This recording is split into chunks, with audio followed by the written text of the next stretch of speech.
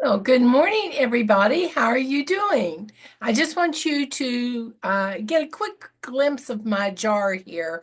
I'll be talking about it in a little bit.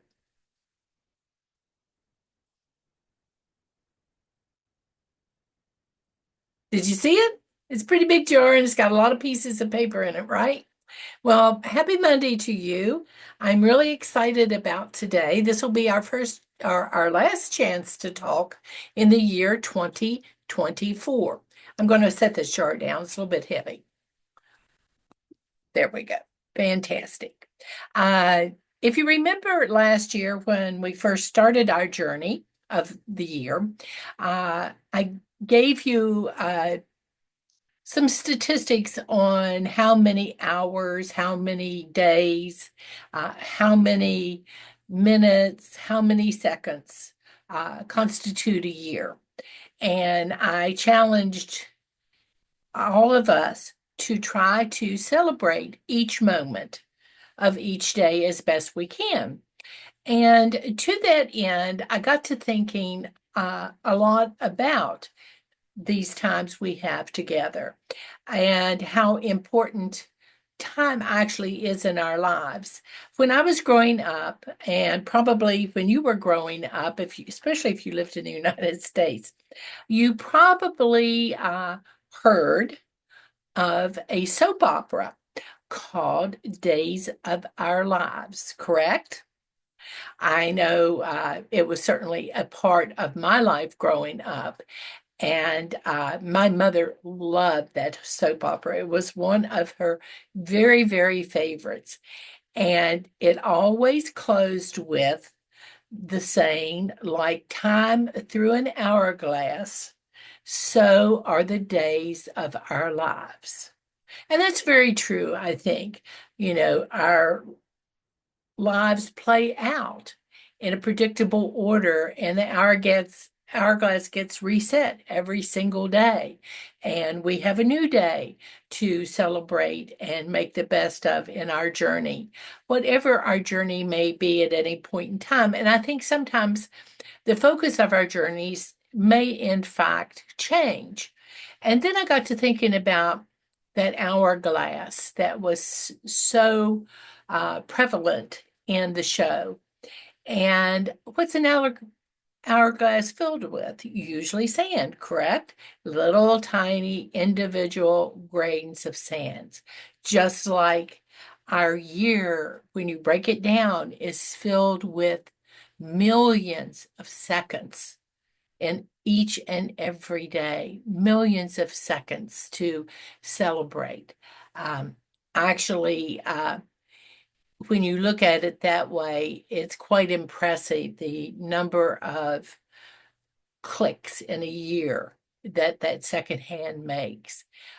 Just absolutely outstanding the number of seconds that constitute a year in our lives. And we're right now down to the last 34 hours of the year 2024. And that doesn't sound like a lot.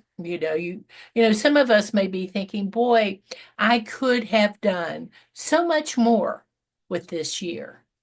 I really could have if I had just focused more on the moments in the year instead of thinking I have plenty of time, I'll get to it later, correct?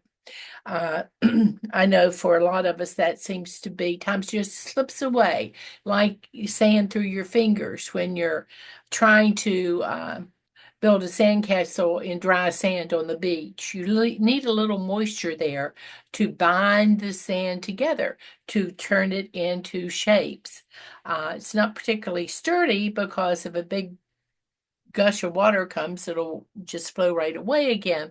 But at least the water does give shape to some of our thoughts and some of our dreams about what the future could be if we just uh, gave it some thought and made some plans to make it more permanent and more long lasting.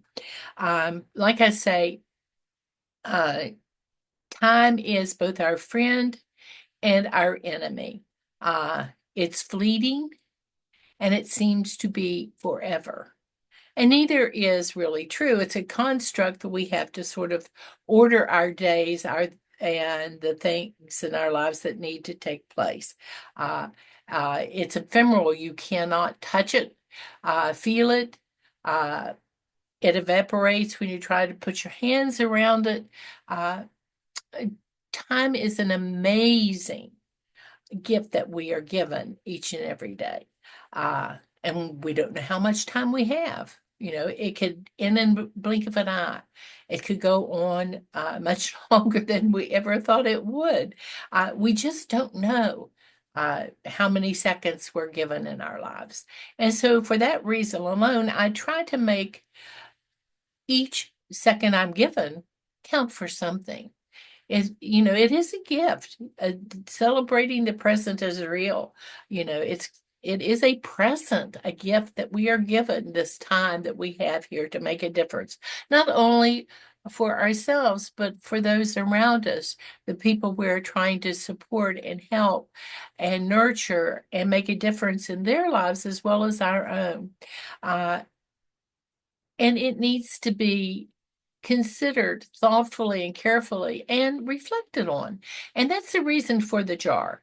Uh, One of the things that I've noticed about myself is time gets away from me. I think I'll have all the time in the world to get a project done. Then all of a sudden I'm up against a deadline and it's like, what the heck? Where did the time go? Well, I did not make good use of the time I was given between uh, the assignment of the project and the completion deadline for the project. Or, even getting dinner ready. Have you ever done that? You look up at the clock and you say, oh my goodness, it's almost time to feed the family. And I haven't thought anything out. Well, you let time get away from you. It has a habit of doing that when you aren't looking, doesn't it? Um, at any rate, given how fleeting time is, I decided last year I would truly put as my personal challenge to myself to appreciate, celebrate, and utilize the moments of my life better. And I got to thinking about how I could do that, and I thought, I need to be more aware. I need to be more conscious. I need to be more in the moment instead of letting my brain flit around here and there and everywhere, and wasting a lot of this time that I've been given every day. And I decided one of the things that I could do that would not take much time was to reflect on the day every evening before I closed my eyes, made my peace with the day, and went to bed to get some rest. And so I began at the start of last year to do that. And the first night I was doing it, I was sorting through the day and all the wonderful things that had happened and all of the not so wonderful things that had happened and what I had wasted, what I had used well, et cetera, et cetera. And I got to thinking, I'm going to forget this. I don't know about you, but I do not have an eidetic memory. I do not remember every single thought that goes through my head, which is probably a good thing because some of the thoughts in my head are sort of chaotic. Uh, so anyway, I thought I'm going to start jotting down at least one positive thought, at least one positive memory for each and every day this year. And so that's the reason for the jar. I cut up a whole bunch of pieces of paper and threw them in a jar, that big jar that you see there. And it had a Chex Mix in it at one point in time, I think. Not sure. But it's an old jar that's been around the house forever.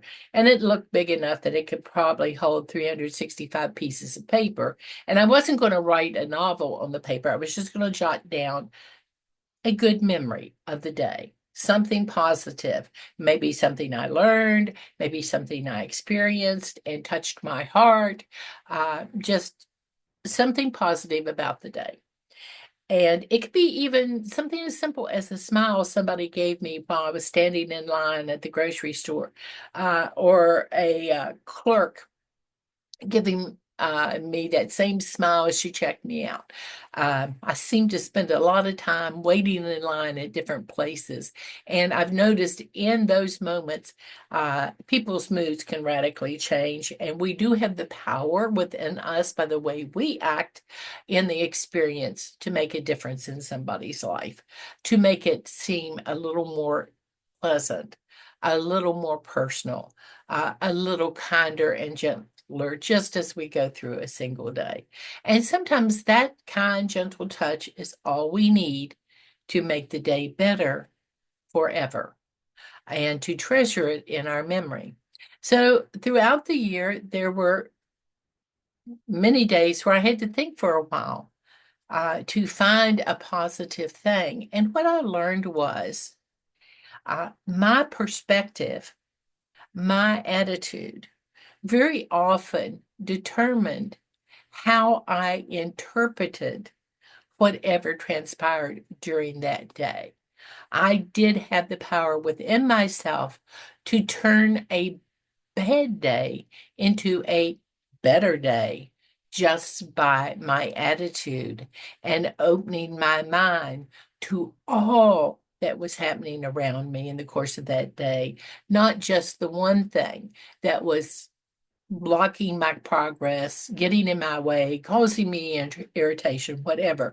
I could actually choose among the many different things that happened in the day, which one I was going to say was most noteworthy and most deserving of a special note in my memory jar of gratitudes of positive things that I experienced during the course of my year around the planet this year. And it was amazing as time went on and I got into the habit of looking for the best things that I could find them so much more easily.